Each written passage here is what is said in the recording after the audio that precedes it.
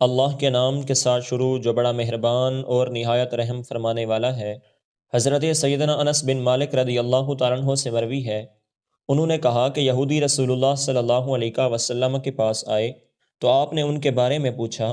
انہوں نے کہا، اے اللہ کے رسول، ہم یہودی ہیں اور یہودی اپنے بالوں کو نہیں رنگتے۔ رسول اللہ صلی اللہ علیہ وسلم نے فرمایا، یہود کی خصوصیت یا ان کی نشانی کو بدل دو اور سیاہی میں نہ بدلو۔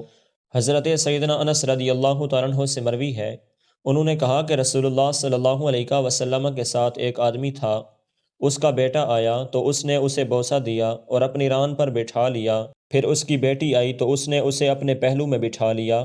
آپ صلی اللہ علیہ وسلم نے فرمایا، تم نے ان دونوں کے درمیان انصاف کیوں نہیں کیا؟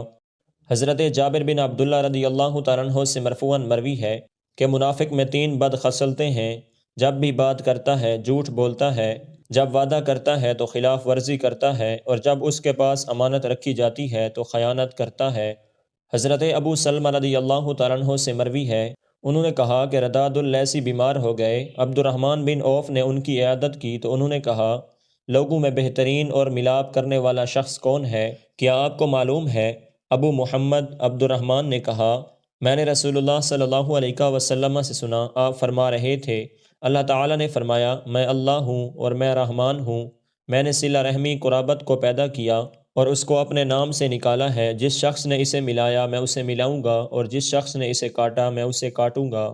حضرت سیدنا انس رضی اللہ تعالیٰ عنہ سے مروی ہے، رسول اللہ صلی اللہ علیہ وسلم نے فرمایا، قیلولہ یعنی دوپہر کا آرام کیا کرو، کیونکہ شیاطین قیلولہ نہیں کرتے۔